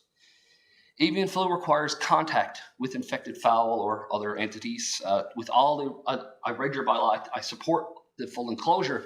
That essentially negates the possibility of contact with infected fowl and individuals. And the recourse to neighbors would be, well, don't touch the chickens. It's very unlikely to get infected if you're not in contact with an infected fowl. Bylaw capacity, you stated, was currently near its threshold. So to tout chickens as being the straw that broke the camel's back, and as if the $73,000 to $74,000 a year would be borne purely on the addition of the backyard chicken initiative, that's a fallacy. If we're at our capacity or near capacity now and the town continues to grow, this is just, like I say, the straw that broke the camel's back and should not be viewed through the light as it requires this additional expenditure that was coming anyway. And lastly, through the survey that was done, we essentially received a supermajority of support from the town. So although there are difficult things that need to be worked through, it was a fairly well participated in survey, and unlike many other initiatives, it seemed to clearly lean one way. So I just thought that was worth mentioning. It wasn't just a majority, but a super majority voted in favor. Thank you, Mr. Radford. We appreciate you being here tonight. And if you could leave your contact information with us, we may be back in touch. Thank you very much, Madam Thank Chair. you. Thank you, Your Worship. Okay, so we are asking for an edited bylaw. We also are going to need an operational plan, and then that can come back and with feedback from others who are running a pilot. And Councillor Quinn. It's just a comment. Yeah. I'm not going on. One of the things I would like looked at is the size of the yard. What size of a yard should you have in order to hold a chicken coop in the backyard? Because new homes, their lot sizes are much smaller than some of the older homes. Thank you. Thank you. Lots of feedback there, Chief. Thank you very much for your report. And I have some notes here if you need it, or Clerk Costello needs it as well. All right. Thank you very much. Okay, and Manager Crowder, thanks for your patience. 10.5 Regional Tourism Service Agreement. Thank you, through you, Madam Chair. The report before you is with regards to the service agreement with the county for tourism services. Last year, we did a new agreement with them for the cost of $5,000. It was a one-year contract. I know some of council wanted a longer term contract. At that time, the county wasn't willing to do that. So that contract expired on the 13th of March. So county has now sent back a new agreement for council's consideration. It will be a 2-year agreement to align with the current term of council. The cost this year will be the same as last year, which is $5,000, with an additional increase in the years moving forward, and that increase is dependent on the increase of the tourism department's operational budget. So that's an unknown. We don't expect it's going to increase significantly over the next year, and a few extra $100 in order to maintain that partnership and having tourism services, I think is worth the money on that. So I'm happy to answer any questions. Thank you. Councillor McKenna? Just to say I'm supportive of the staff direction, and it's another great example of where we work well with Lanark County and pay our fair share. Okay. Great. Seeing thumbs up. Thank you very much. Take care. Okay, and our final priority issue with Director McMunn is our brand new water tower. Yeah, thank you, Madam Chair, and good evening, members of council. A short report here in front of you this evening, but I would like to advise that the water tower project being facilitated by Landmark Structures Inc. and being project managed by EVB Engineering is progressing as planned. We haven't had any hiccups along the way. Schedule is on track for water tower commissioning later in 2025. Likely, we're probably looking at December, which is aligned with the original schedule that they put forward. But I'll bring us back to the report here in front of us this evening. And it's important to note that because we're progressing so well, we're at the stage right now where we're looking at painting, priming and painting the water towers. I would trust and hope that council's taken time to drive by the site and see the work to date. Primarily the column, if you will, the pedestal is fully erected, and the fabrication of the lower bowl has been taking place over the winter period. A lot of welding has been taking place to fabricate the bowl, and you'll see it. The circumference of the bowl is totally around the pedestal, if you will. When it's painted, it'll be hoisted up through the center of the column and then attached to the top of the pedestal, and then that will form our new water tower. So sandblasting operations have been taking place over the last number of weeks, if not the last month or so, to get everything prepped and ready for priming. The recent change in weather, it looked like spring was around the corner, and it certainly is. It's upon us. However, the cold temperatures have thrown a little bit of wrench into some of that preparatory work. They do need temperatures well above zero for the paint to adhere, and so they've been set back a little bit, but nonetheless, it's not going to affect them in the grand scheme of things in terms of their schedule. So the topic at hand here this evening is the painting of the water tower. So as noted in the report, Landmark Structures Inc., they did provide a pricing allotment to paint the tower. They did provide 4 different options for painting of the tower, and they're all presented in this report. The first two on the first page are, sorry, the difference between the first two and the second two is basically the size of the logo and the size of the font. A little bit smaller with the first two, a little bit larger for the second two. Other than that, the scheme is the same. Option 1 it's fully white with logo and text. Option 2 is the same, other than it's painted blue on the bottom. And then, like I'd mentioned, the same for option 3 and 4, other than the text is larger. So staff's recommendation is to go with option 4, which is a larger text, larger logo with the blue on the bottom. I think it paints a really nice picture of our branded logo, and it's important to note that the logo and the text is as per the town's branding policy to align with everything else that we use for branding in the town. So I think it's suitable for this application. And I think the blue on the bottom of the tower, in my opinion, my humble opinion, it kind of it paints a picture of it being water, in my opinion. And I think it breaks up the that kind of monochromatic look of just all being white. I think it breaks it up a little bit, and it draws your eye to the text and the logo.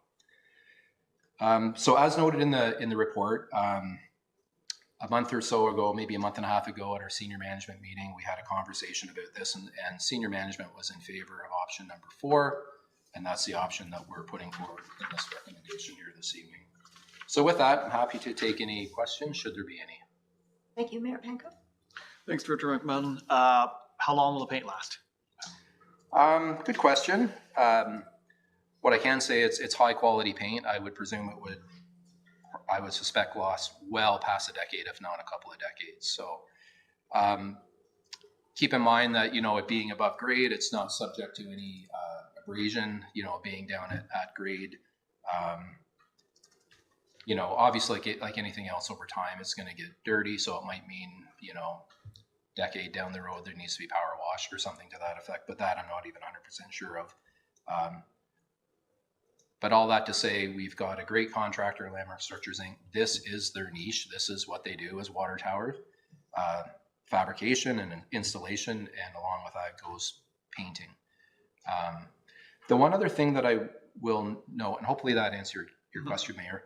The one other thing I should note, just for the folks at home, is the positioning of the logo and the lettering. It's a little bit tricky right now to get an idea of where it's best suited, where it's going to be oriented and where it's going to favor on one side or the other. And I should note as well that the logo and the branding will be on 2 opposing sides, but it doesn't necessarily have to be 180 degrees from each other. We could tighten them up a little bit, favoring one side or the other, depending on where we want the predominant view from.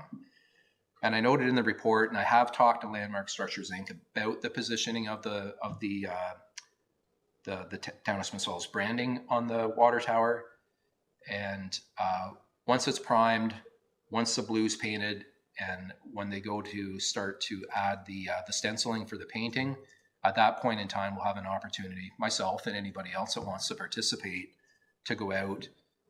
The idea is they would send staff up to the top of the pedestal, presumably with some type of a rod that would be long enough to kind of get it in the position of where the center of the text would be. And then staff go off in their car, and we go to certain vantage points to look back and see where it makes sense. Myself personally, I felt that there perhaps is a good vantage point from the Becca Street Bridge.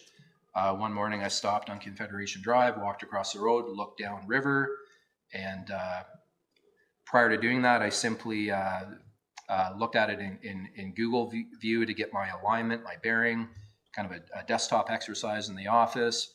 I went out where I think I could probably see, I couldn't see the pedestal from where I was. However, the top of the bowl will be about 15 feet higher than the top of the pedestal. So it's difficult to particularly now with the tree canopy and the trees not being in full leaf yet. They haven't even started to bud. It's been so cold. But we're hopeful that we'll be able to see it from wherever we decide we want to see it from. That being said, we're not going to be able to see it obviously from everywhere. You can't see the current tower from everywhere in town. But I think it would be, if we can see it from looking downriver from the Beckwith Street Bridge, I think that's probably our best opportunity. Thank you. Thank you. I'm good with option 4. Okay, option 4. And Councillor Brennan and then McGuire. Thanks. Yeah, I'm for option 4 as well. And I think I sent you a little message on the blue, and I'll put it out there for my colleagues to talk about. On the blue, on the top of the blue, if you look at the logo, there's a water feature with a little squiggle under the S. I wonder if there's an opportunity to do something like that to really signify the water. Through the chair, well, there's always an opportunity to do whatever council's desire is.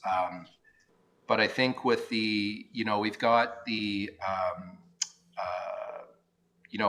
the illustration of what we consider to be the falls within the S of,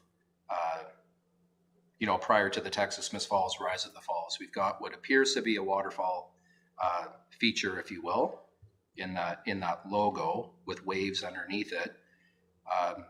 We can certainly look to doing something at the bottom, but I think in this particular case, and this is just my humble opinion, it's not a professional opinion, it's just my opinion, that sometimes less is more.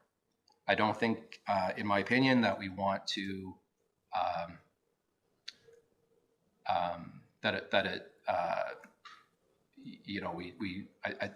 I think less is more. I think we've got the logo. It aligns with our branding. The blue on the bottom, just, I don't think it's meant to look like water, but it's meant to kind of break up that monotony, if you will, of it all being white. But again, it's council's decision here this evening. I will note that StructureCraft Inc., or not StructureCraft, sorry, Landmark Structures has ordered the stenciling already, premised on the fact of the larger text based on staffing's recommendation at the time. But that is, of course, can be changed if we want to as well. Okay, Councillor McGuire and then Councillor McKenna. Thanks, Madam Chair. Thanks, Paul. If the stenciling already been ordered, kind of gives me that. Why are we having the conversation now? But my preference, I guess, if we're talking about this lasting 20, 30 years, I don't know that the Smith Falls branding, that with the Rise at the Falls, is going to last 20, 30 more years. So when I look at the water tower now, we've still got the branding from, 20 years ago or 10 years ago up. So that's where I'm hesitant to put this branding up there. I'm wondering, would there be an opportunity if we, I know we talked about this earlier in the conversations about the water tower, but I don't think it materialized. But if we were to put a mural on that space, if we were to raise it up, paint it white now, put a mural up there, then that separates it from the branding. It gives a landmark to that corner of town. We can look at applying for grants to pay for it, like the Russell Street mural in the future. But something like that, turning it into a piece of public art, I think would be a much more effective way of using that space and using that opportunity for a landmark for what could be the big new section of town if the current planning stuff moves forward. So my preference would be just to raise it up white now, and we can figure out what we want to do with that canvas later when we've got some money for it. Thank you. Okay, we'll go on to Councillor McKenna. Thank you, Madam Chair. The danger of doing art by committee is it's fraught with challenges. Councillor McGuire raised an interesting point. One is Rise at the Falls. Almost nowhere in town you're going to see that smaller. So going to that expense or bother, you make Smith Falls bigger. And if we had the option of not doing Smith Falls, either a mural or a large Canada flag right now would stand out across the country. Probably could see it from the border. Right up there. But that's not, we didn't have any other options, but I just wonder why we just stuck with Smiths Falls. It's because when it's the center of town, everybody sees it. When it's where it is, it will be difficult to see Smiths Falls up there. It won't be. So if we ever had other options, I'd be interested in those. But if we're if we want to put Smiths Falls up, big, bold Smiths Falls, and none of the other rise, just Smiths Falls. It's our, I don't know where else, what other name why we'd have to put our name on there, because it's where it is, we own it. But, it's not going to be in the images like this one did. Okay. Councillor Robinson, your thoughts? Yeah, I'm in favor of option 4. Reason being is the first two, I think the lettering is too small to be seen from any distance, even with my glasses on. So because it's larger lettering, I like option 4. Thank you, Councillor Quinn. Thank you. I like option 4. I also had concerns though, is our logo really going to stand out? And I think the lettering should stand out. I think the town of Smiths Falls, I think that lettering should definitely stand out. But option 4 is what I feel comfortable with. Comments, Mayor Penko? No, I think, it won't be visible from everywhere in town, but I think the bolder font, the larger print, yeah. So it looks like option 4 wins. We had a couple of suggestions here in terms of just making Smiths Falls bold without the logo, but we have enough interest in option 4 that's, yes, Councillor McKenna? It's just, so not on the logo, but when the bowl is raised, can we have a bowl raising party out there, or can we invite the public out to a barbecue and watch it go up or something? Absolutely, 100%. I think that would be the prime opportunity. I know Prescott did same or similar when they raised their bowl. Yes, so we're a little ways from that, but once I get an idea, once the painting gets done down at grade, we can certainly coordinate that. It might be even a good opportunity for maybe not a ribbon cutting ceremony at that time, but to send out a media release, let the media know when the bowl is going to be raised. We could do a time-lapse video of it too, if that's something of interest to council. I can certainly work with Julie on that, maybe perhaps. And so I just for clarification, I just to confirm, are we going with option 4 as it's presented in the report? Yes. Okay. Thank you very much. Thank you. Okay, that ends our priority issues. Are there any committee, board, or external organizational updates? Okay, no correspondence items, no notice of motions. I am looking for a motion to adjourn by Councillor Robinson, that the committee adjourn its proceedings at 6:53 p.m. and stand so adjourned until the next duly called committee meeting. All in favor? Carried. Okay. I don't think I got a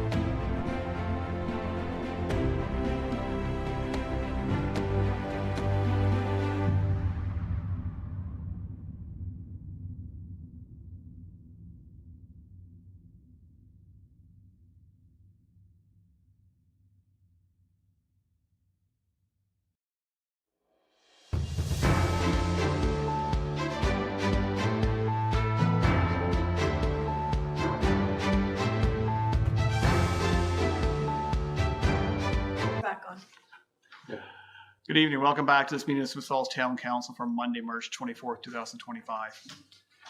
On March 24th, 2025, we acknowledge the sacred land in which Smith Falls is now located. It has been a site of human activity for over 10,000 years and its rich indigenous history. This land is the ancestral and unceded territory of the Algonquin Anishinaabe Nation. We are grateful to the Algonquin ancestors who cared for the land and water in order that we might meet here today. We're also grateful to the Algonquin people for their contribution in the making of the Rideau Canal, which runs through Smith Falls. We're mindful of broken covenants and the need to reconcile with all our relations.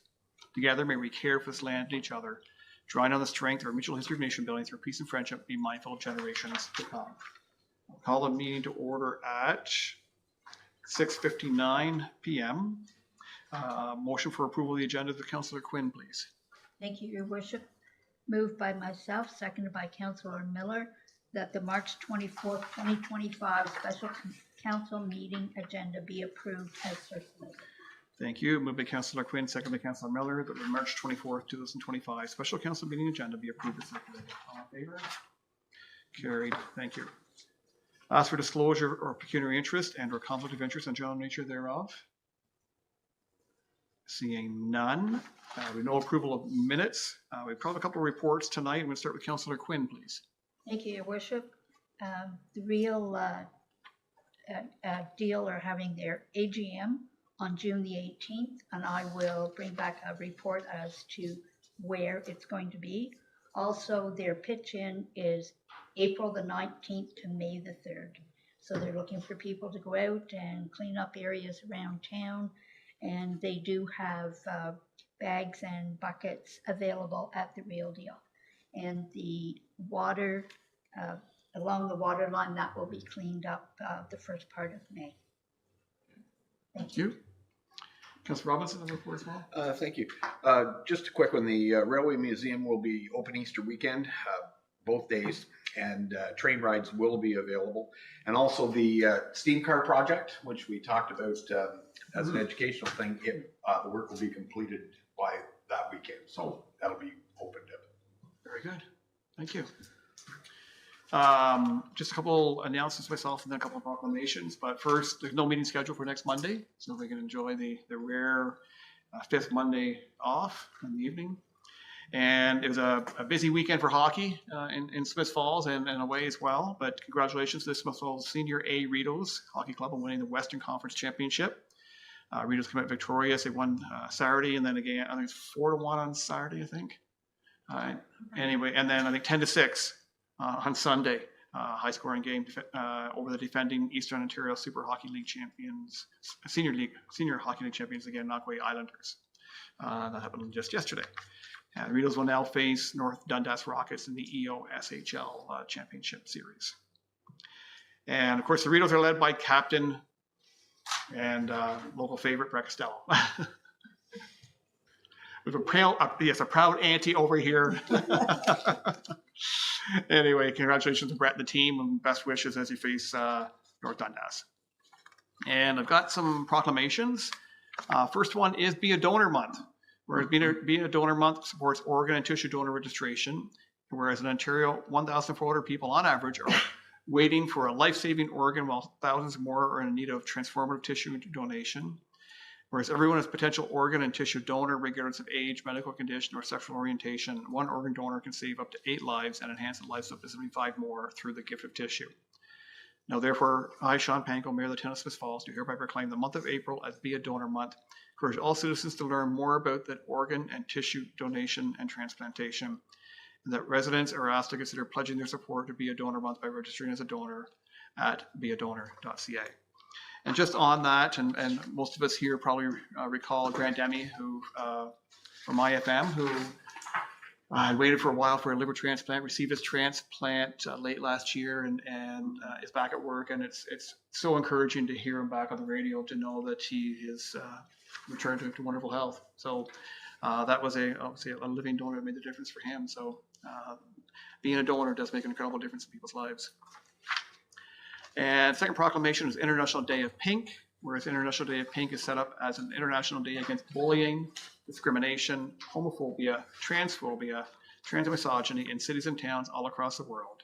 Whereas on this day, everyone is invited to celebrate diversity by wearing a pink shirt and by organizing activities in their workplaces, schools, and communities in support of the day. Therefore, be it resolved that I, Sean Panko, Mayor of the Town of Smith Falls, do hereby proclaim April 9th, 2025, International Day of Pink, and encourage all citizens to wear pink, spark some conversations, and inspire acceptance in the Town of Smith Falls. And further, April 9th, 2025, let's celebrate visibility in all its forms, being seen, acknowledged, respected, and listened to. And without getting too political, when we see such an unfortunate effort south of the border to push back against the things that we stand for, and to raise discrimination against more marginalized population. I think it's that much more important that we all express our support and we all wear pink across the country. Third proclamation is Parkinson's Awareness Month. Whereas Parkinson's is a lifelong, incurable brain disease, and no two experiences are alike. And whereas in Canada alone, more than 100,000 people live with Parkinson's. Therefore, be resolved that I, Sean Panko, Mayor of the Town of Smith Falls, hereby proclaim April as Parkinson's Awareness Month and April 11th as Parkinson's Awareness Day in the Town of Smith Falls. And further, that the month of April be a time dedicated to raising awareness and to show our support for Canadians who live with Parkinson's disease and their families and caregivers. And proclamation for World Autism Day, April 2nd, 2025, celebrate the spectrum. Whereas World Autism Day takes place to highlight the need to help improve the quality of life of those with autism so they can lead full and meaningful lives as the integral part of society. Whereas autism is mainly characterized by its unique social interactions, non-standard ways of learning, keen interest in specific subjects, inclination to routines, challenges and typical communications, and particular ways of processing sensory information. Whereas April 2nd is also about recognition and the sharing of stones to celebrate the successes of autistic people. Now, therefore, be resolved that I, Sean Panko, Mayor of the Town of Smith Falls, do hereby proclaim April 2nd, 2025 as World Autism Day in the Town of Smith Falls. And finally, and Councillor Quinn made a little bit of reference to this, but Pitch-In Day in Smith Falls runs April 19th to May 3rd, Pitch-In Weeks, I should say. Whereas hundreds of thousands of Canadians show their concern for the environment and their communities each year by participating in Pitch-In Canada, projects to clean up and rejuvenate local neighborhoods. Whereas Pitch-In Canada, a national organization comprised of eco-action and community volunteers, believes that maintaining a quality environment is everyone's responsibility. Whereas Pitch-In Canada encourages voluntary action to keep communities clean and beautiful, restore and maintain a healthy environment, and instigate civic pride. Whereas the Rideau Environmental Action League continues to provide excellent leadership and coordination of local environmental initiatives. And whereas the Rideau Environmental Action League is once again organizing a community-wide litter cleanup of our town. And therefore, I, Sean Panko, Mayor of the Town of Smith Falls, do hereby declare the weeks of April 19th to May 3rd as Pitch-In Smith Falls weeks and invite all citizens to participate in Pitch-In activities in Smith Falls. And further, all residents are encouraged to participate in the shoreline cleanup on Saturday, May 3rd, 2025. That's it for the proclamations. We do have a consent agenda this evening, which is with Councillor Miller, please. Thank you. Moved by myself and seconded by Councillor Quinn that items in consent report 05-2025 received from the clerk be received and adopted. Thank you. Moved by Councillor Miller, seconded by Councillor Quinn, that items in the consent report number 05-2025 received from the clerk, received and adopted. Clerk Costello, you have the consent agenda items. Thank you, Your Worship. There's two resolutions on tonight's agenda, on the consent agenda. The first being the settlement area boundary expansion and strategic opportunity areas that was presented to you on March 17th. And the second, the official plan, vision, and strategic approaches that was again presented March 17th to Council. Thank you. Would anyone like to pull any item out for further discussion? All in favor? It's carried. Thank you. And Councillor Miller, you have our Smith Falls Drinking Water Summary Report. Thank you. Moved by myself and seconded by Councillor McGuire that Council of the Corporation of the Town of Smith Falls receive report 2025-023 2024 Smith Falls Drinking Water System Summary Report for information. Thank you. Discussion, please. So this is a requirement that we put together a report annually to speak to the quality of our water and the work our great staff have done. And we got another outstanding report to celebrate tonight. Thank you. Any further discussion? Moved by Councillor Miller, seconded by Councillor Quinn. The Council Corporation of the Town of Smith Falls received report 2025-023, 2024 Smith Falls Drinking Water System Report for information. All in favor? That's carried. Thank you. And you also have the next resolution. Thank you. Moved by myself and seconded by Councillor McGuire that Council of the Corporation of the Town of Smith Falls receive the 2024 Utilities Quarterly Report number 4, which covers October, November, and December for information. Thank you. And further discussion? So we don't just review this once a year. We do get a quarterly report from our staff to say how things are going at the water treatment plant. And again, great results in this quarter. Thank you. Anything further? Moved by Councillor Miller, seconded by Councillor McGuire. The Council of the Corporation of Town of Smith Falls received the 2024 Utilities Quarterly Report number 4, October, November, December for information. All in favor? Carried. Thank you. And Councillor Robinson, you have the big one tonight. Yes, I do, Your Worship. Moved by myself, seconded by Councillor McKenna. The Council of the Corporation of the Town of Smith Falls select option 4 for the painting of the town corporate logo on the new water tower as presented in report 2025-030. Thank you. Further discussion? Yeah, we were presented with 4 options for the bowl on top of the water tower, and we all seemed, not all of us, but most of us seemed in agreement that option 4 was the best one. The lettering was bigger, and the blue painting for the bottom part where it meets the pedestal kind of represented water and caused a visual separation between the top and bottom. Thank you. Anything further? Moved by Councillor Robinson, seconded by Councillor McKenna. Oh, Councillor McGuire. Councillor McGuire. Sorry, thanks. I just want to say, is my sound working? Yes. Okay.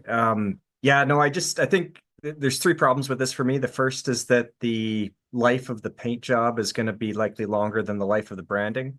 And we've seen that with we've had the new branding now for several years, but we still have the old logo up on the existing water tower. So I don't think it's a good place to put these kind of things. I also don't think that it's going to be legible from a very far distance. The Rise at the Falls font, I haven't done the math on the height of the text versus the distance it can be viewed at, but it doesn't seem like it's going to be seen that from that far away. And third is I think it's a really great opportunity for public art, because a piece of public art will last as long as the paint job. And it's I think it brings more vibrancy to these infrastructure projects than the simple branding. So I'd like to see just the white go up now, and a grant applied for, and we could put a mural up there. And say a recorded vote just because I'm online. Okay. Thank you. Moved by Councillor Robinson, seconded by Councillor McKenna. The Council of the Corporation of Town of Smith Falls select option 4 for the painting of the town corporate logo on the new water tower as presented in report 2025-030. Recorded vote has been requested. Clerk Costello. Thank you. If council members could please respond with either yay or nay regarding the water tower logo selection motion. Councillor Brennan? Yay? We can't hear you. Okay. Yay? Councillor Quinn? Yay. Councillor Miller? Yay. Councillor McKenna? Yay. Councillor Robinson? Yay. Councillor McGuire? Yay. And Mayor Panko? Yay. Carried. Thank you. And Councillor Robinson, you have the fire department in the report here. Thank you. Moved by myself and seconded by Councillor Brennan that Council of the Corporation of the Town of Smith Falls receive the 2024 Fire Department Annual Report. Thank you. Further discussion, please? Yeah, this is just a report that the fire chief gave us or gives us to let us know what has happened throughout the year, and it gives statistics and stuff. It's very informative. Thank you. Any further comments? It's moved by Councillor Robinson, seconded by Councillor Brennan. The Council Corporation of the Town of Smith Falls received 2024 Fire Department Annual Report. All in favor? That's carried. Thank you. And Councillor McKenna, you have a bylaw. Thank you, Your Worship. Moved by myself and seconded by Councillor Robinson that Council of the Corporation of the Town of Smith Falls pass a bylaw authorizing the mayor and clerk to execute a 24-month service agreement with Lanark County for the provision of regional tourism marketing services be received and read a first time and taken as read a second time. Thank you. Moved by Councillor McCann, seconded by Councillor Robinson.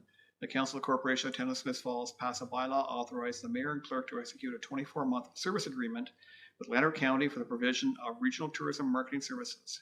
Be received, read a first time, and taken as read a second time. All in favor? Carried. Thank you. Discussion, please, Councillor. Now, this is an extension, actually, of a previous agreement we've had with Lanark County, where tourists who want to come to the heart of Eastern Ontario, which is Smith Falls and Lanark County, we would share those resources and marketing and campaigns with our colleagues around Lanark County. And it's a very cost-effective way to amplify our reach. Thank you. Any further comments? If not, third reading, please. Again, moved by myself and seconded by Councillor Robinson that Council of the Corporation of the Town of Smith Falls pass a bylaw authorizing the mayor and clerk to execute a 24-month service agreement with Lanark County for the provision of regional tourism marketing services. Be now read a third time and finally passed, signed, sealed, and numbered 10610-2025. Thank you. Moved by Councillor McCann, seconded by Councillor Robinson. The Council of the Corporation of the Town of Smith Falls pass a bylaw authorizing the mayor and clerk to execute a 24-month service agreement with Lanark County for the provision of regional tourism marketing services.